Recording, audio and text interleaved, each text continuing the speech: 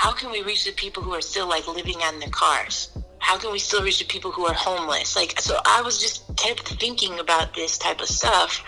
And that's how I got to like the 4-layered psychology, as you so gratefully coined it. Right. But it just kept building. I just couldn't let go of some of the stuff that I'd already learned. And I just kept building on top of it. Hey, Bre. Hey, how's it going? I'm doing well. I'm feeling good. How about you? I'm good, feeling great. Hey, welcome to the Playroom. Thank you. I'm excited. You're welcome. It's such a pleasure to have you here today. I'm happy to be here. I'm stoked. Mm-hmm. I know people are wondering, okay, who is this, you know? 'Cause oh, man, I would love people to know who you are, what you do, and, take the floor. All right, cool. Well, my name is Bre, but most people call me Dr. G. And I work actually in the last Black neighborhood of San Francisco.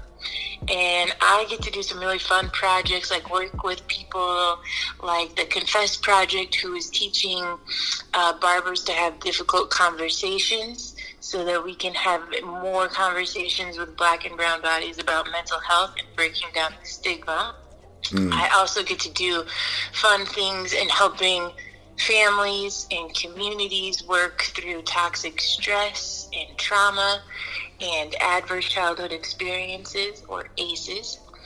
So I have a fun job. That's all I can really say. I have a very fun job, and I'm very blessed to be able to use my psychology, my love for tech and user experience and product design, and put it all together and do something that's impactful and meaningful. And that is me. That's amazing. It's such a pleasure to connect with you, because this is like psychology on like 4 layers, Right? Yeah, I would love to even know, like, because you sound passionate about the business, about the practice, about the industry, and about the people, most definitely. So, like, why are you so passionate about the psychology, design, and or trauma? Like, what's that trigger effect that actually keeps coming back for you? Yeah, so, psychology was something I was always really interested in, and it started by being interested in child development, because I was just shocked that, like, all of the things that you are as an adult come from when you were, like, before the age of 5. Like, okay, how does that happen? And how can I make sure that I don't do the same thing to my kids, was like the first thing I was thinking. Yeah. And then I just started to like continue down the road of psychology. And I started to do therapy with cancer patients and their caregivers. And they started having all these fears around like getting a second opinion from a different doctor, or like leaving their doctor. They thought that they wouldn't get the best of care. And so I was like, okay, there needs to be a Tinder for breaking up or selecting your doctor for cancer patients. Like, wow. You need to just be able to go on there and decide who you want to be with and swipe and do all of the things, right? Right. Well, the app like never came to fruition because I, quite frankly, just didn't enter into a creative contract with it. But it did bring me to work with this startup company that was training chatbots to deliver mental health through text messages. And I was like, okay, this is pretty cool. And so I started with that, and then I was looking at the conversations that people were having on the back end, and I was amazed by how many people were just like going off to this chatbot about their life. And I mean, like, just going on and on and on. And I started thinking, wow, what is behind the user? Like, how are they able to do this? Like, what's really going on behind an app? So I decided to go a little bit deeper into user research. That brought me to Google, and I started doing user research for their hardware team, and I was making nobody's life amazing. I was like commuting, and I was like, who cares about keyboards and how loud the mouse is when it clicks and all this other stuff? Wow. So I left for a nonprofit. And let me tell you, people looked at me like I broke up with the quarterback. They're like, how are you going to leave Google for a nonprofit? It didn't matter. It was worth every pay cut that I could have imagined. It was worth it. So I ended up at this nonprofit that I'm at now, Center for Youth Wellness, and they were all about ACEs. And I was like, ACEs? What is this ACEs? So I took the quiz myself, and I was like, oh, I have a high ACE score myself. I had known, you know your own childhood, right? You know the things you went through, and sometimes you think about it and sometimes you don't. But what I didn't think about was I was going through some health stuff, and I was like, oh, so this makes sense, because ACEs has a lot of outcomes with your health, negative outcomes for your health. So I was like obese, I was, stressed, and I sort of chalked it up to like my lifestyle, but I hadn't really thought too much about like what I'd gone through as a child. And so I was like, okay, now this really starts to make sense. But I couldn't quite leave this whole love for tech behind. I was like, I'm still feeling this app. I'm still feeling like I need to do something with tech. And so I kept that alive, and I kept thinking like there's got to be other ways. And so within CYW, I was able to partner with, places like Blue Shield and work on a cool app that they're doing, and partner with other people that are doing cool things, and just be really innovative. Yeah. And start to think about like, where are the places that we can reach people who, especially like me in a brown body, that are kind of like, I trust you, but I don't trust you, Right. So like, how can we get them to start opening up in a different way? And we're always on our phones, so let's be honest, like, how can we do something that's mobile, but also how can we reach the people who are still like living on their cars? How can we still reach the people who are homeless? Like, so I was just kept thinking about this type of stuff. And that's how I got to like the 4-layered psychology, as you so gratefully coined it. Right. But it just kept building. I just couldn't let go of some of the stuff that I had already learned. And I just kept building on top of it. Wow. That's beautiful. Yeah. And I feel like building something has an emotional strain or resilience. And that could play a lot when you're actually making decisions. And in this tech world, what emotions do you say someone could have, or maybe you experienced it when developing an app? That's a great question. I think there's always, at least for the product and service designers, you just want to make an app that brings people delight. And sometimes you get lost in how people are coming to that app. Right? Like, you take a news app, for example. Like, people are getting on the news, and you just want them to be able to find the news that they want to read, and you want to make sure that they can get to it fast. Well, what if that person is coming from a traumatized state? And so now they're entering into the app, and, another lived experience I had, I didn't want to see anything about COVID anymore in the app, because I had just lost my grandfather. And I was like, if I can get on my news app and pick what brings me joy and what I want to avoid every time I get on there, that would be great. Otherwise, I have to go to my preferences, and I have to deselect this, deselect that, and it wasn't working. So I just avoided the news altogether. So I think when people are going into these apps, they're so focused on what they want the end to be and feel like, that they forget that there's an actual human being that is going to be using this app. There's an actual human being that just had an experience, whether it's positive or negative, before they used your app, and they're going to have experience why they use it, and then they're going to have an experience after. So I think that people forget the whole like continuum of emotions. So people are really focused on delight and joy. And I think we need to change that a little bit. That's a very interesting point you brought up, now that you mentioned that people go into an app feeling some type of way, and when they're in there, the way they express themselves is as a result of what they've been feeling before they got on. So that disconnect between understanding why you're on the app and you just doing it as a second nature practice, how does someone stay connected to their why? Yeah, the key is, honestly, you have to stay connected to your users. And that's not just by getting feedback at the end, like, oh, were you satisfied, or do you like this? That is having them in your brainstorming conversations at the very beginning when you're just sketching stuff out on a napkin. Run it by your user, a real user, not a group of users, but get people in. Ask them, what do you think of this? Would this be helpful? Does this feel supportive? They'll tell you, no.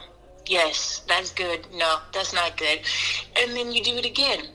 And then you do it again and again and again. And then once you get it right, you go back to the user and you say, thank you. I acknowledge what that was like.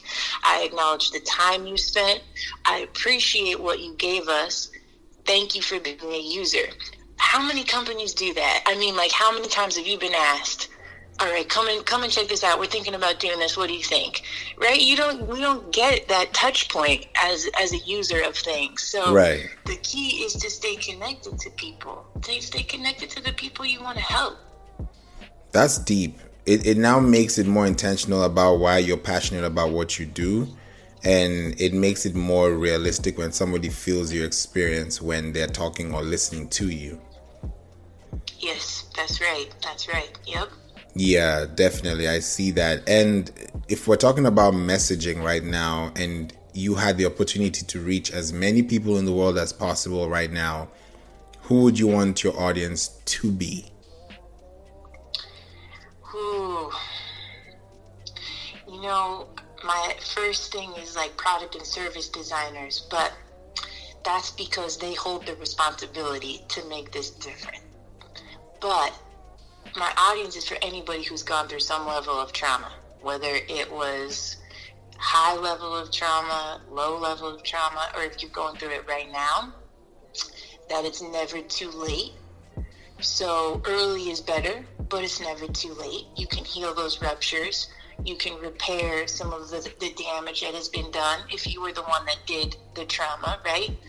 And to understand that you can voice your opinion to the things that you're using and you're interacting with, right? So if you use your news app all the time, find a way to voice your feedback.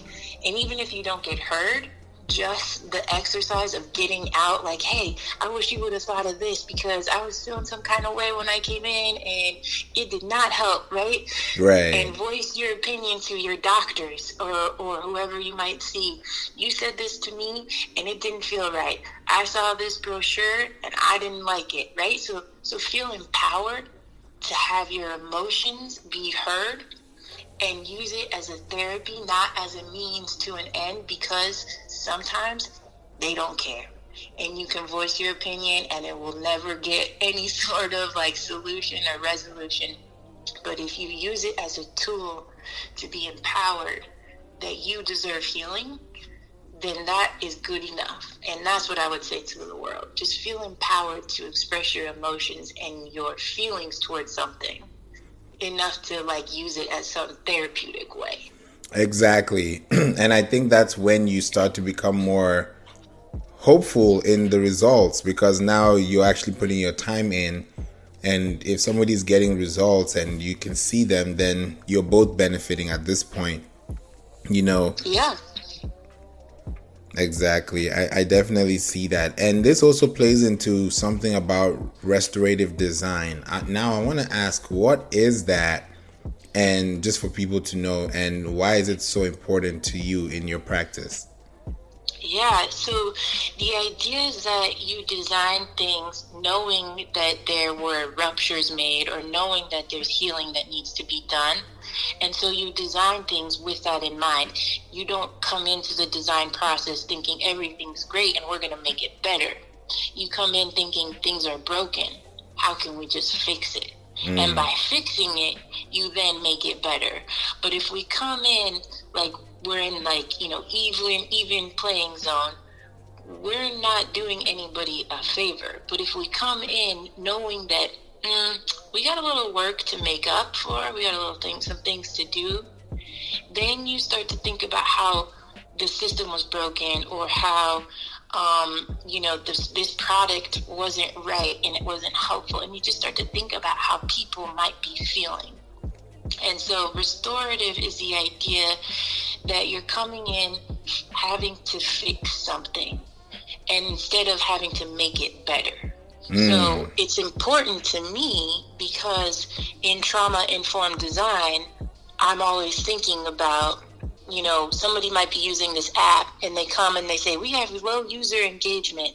And then you look at the app and you realize, wow, you're making a great app, but you didn't think about the fact that this is for parents and they're in a hurry. How are they going to read through all this text? Right? Or you didn't think about how this is for kids and you didn't make it so that you can earn points to create an avatar and do all these other things. You didn't think about that. Exactly. Right? So you have to be restorative in that thinking so that you come in thinking, one, you're not the expert. Two, the user is the expert. And three, you're here to help. You're not here to make it better. You're here to help. Oof, that's deep. Because now you don't think about your product as the one-way strategy. You think about it as the blueprint to somebody's success story. That's beautiful. Now we're both saying these things. That's beautiful. Yes, it's a blueprint. That's exactly right. Exactly. And I know that sometimes when people think about this, they don't think about exactly how they want to react when it happens. More so, they just put themselves in a space where they're like, okay, if this is what I want to do and I'm going to do it like this, then I'll do it. And then some form or fashion, they stop because they got distracted. And now they have to retract their steps, but they forget that the importance of actually doing it consistently is what's going to get them the reward they're looking for. Yep, consistency is key over and over again. And you don't have to reinvent the wheel. You don't have to come up with something new and sparkly. If you show up, and this can be taken in a product way or a service way, but if you show up each time the same way, it becomes predictive. And when you have something that's predictable, you can put everything in it, right? And so people start to put their trust in it, that this was made with me in mind. And that's really huge right now, because for a lot of people, having trust is like the number one thing that they don't have, that people are lacking. So consistency is absolutely key. Yeah, I agree. And when you think about trust and not being on video or not being on screen, the same people who are famous are because they're on screen, they're on video, they're being publicized, their characters are being seen, so people resonate. But if you don't want to be seen, then that just means you don't want to be impactful. But that doesn't mean that you're not impactful if you're not on audio. But it's like you really have to have a personal brand that somebody is actually personable to your liking, instead of you being forceful on what everybody else is doing. Yeah, absolutely. I think the important part about that is you don't need to cast a wide net. You need to cast a deep net. So you don't need to go out there trying to catch, every single possible user.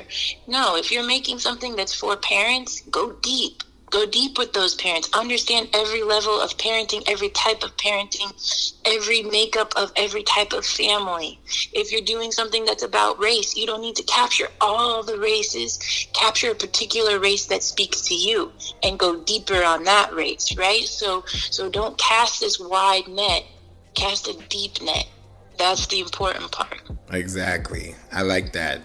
Wow. Now, I'm going to ask this question. It's going to sound really funny, but because I see it, I think I'm going to ask about it. Okay. And I want to know why. So, burritos or tacos? I used to be burrito all the time, but I've changed. I've evolved because tacos I like a lot more. You can see on the inside, you can tell what you're going to get into. And with the burrito, you never know, like, if the first bite's just going to be all cheese or all, you don't know. So I have to say, I appreciate the transparency of tacos. I'm going with tacos. Wow. Okay. Maybe it's because it's Tuesday, Taco Tuesdays, or a Cinco de Mayo vibe. I don't know. I appreciate it. I like it. Was definitely, yeah. This is what we all like to, have. Sometimes we take it too seriously, and we're like, people actually have a life. People actually want to enjoy themselves. They don't want to be like face mode, serious mode all day.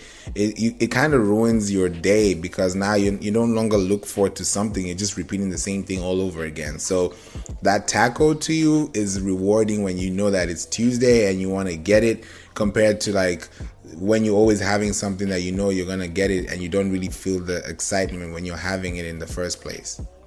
That's right. That's exactly right. Yep, the excitement of Taco Tuesday, it never fails. Mm-hmm. And speaking of food, even going into like career and how people are using this as health practices, and what they're able to do with their bodies, and then build a career for you, based on the fact that psychology is like huge, and toxic stress resilience, childhood experiences, making sure that these things are very knowledgeable to people who are aware of these things, and build a mindset that has a framework of design thinking. For you, what is your dream job in terms of how you see people's lives being affected by what you actually teach them? I have to say, my dream job, I'm doing it. I'm doing it right now because I get to help other people who wouldn't necessarily see something as impactful. I get to help them see the impact, right? So I mentioned it earlier, but working with the Confess Project is what it's called, and they train barbers to have difficult conversations. I might have that say that to somebody else, and they'll be like, why does that matter? That's cool, but why does it matter? It matters because Black and brown bodies don't go into therapy. And so we need to think about how therapy will show up in the places that they do go. A barbershop, for a lot of them, is a place that you can go where you can be yourself. You can talk about politics, relationships, food, all of those things, and be yourself. Why not have difficult conversations there? Why not teach the barbers to do reflective listening, active listening, reframing, all of those things that you can do in a therapy room? Why not? So I get to do that in the job that I do now. And the same thing of what Dr. G's lab is all about, teaching product and designers to be therapeutic and to be trauma informed. They might be thinking, why does that matter? I just need to make a good product and make sure that it has thousands and thousands of users. That's all that matters. Well, it matters because those thousands and thousands of users are going to end up being 100 users if you don't start thinking about what it is that they're really experiencing. And then when you get to 100 users, you're going to have to turn around and spit out another product that has 1,000 users.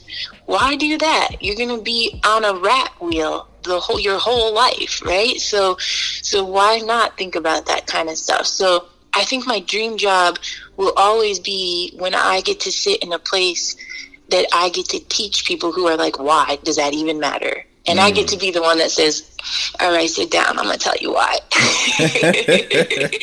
I like that. That's a dream job.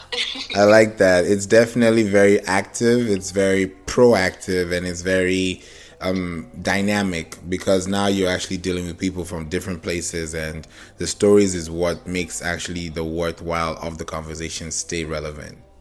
Exactly. Yeah, wow. You've really definitely given us some insight to think about, especially when you think about psychology and design and how we interact with apps, because that's what we do in 2021. So, so I would definitely want people to know how they can reach out to you, where they can connect with you, and, what the next steps they can take from your guidance. Yeah, absolutely. So I'm on LinkedIn. My name's Bre. And then my last name, Gentile, Gentile.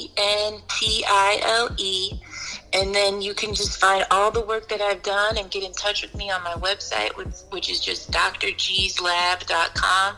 So drgslab.com. And you can find me there. I'll be there for a long time. Thank you so much, Dr. G. I really appreciate you. Thank you for having me. It's been fun. This has been a great conversation. Thank you. You're welcome. Have a wonderful, wonderful day. You too. Take care. Take care.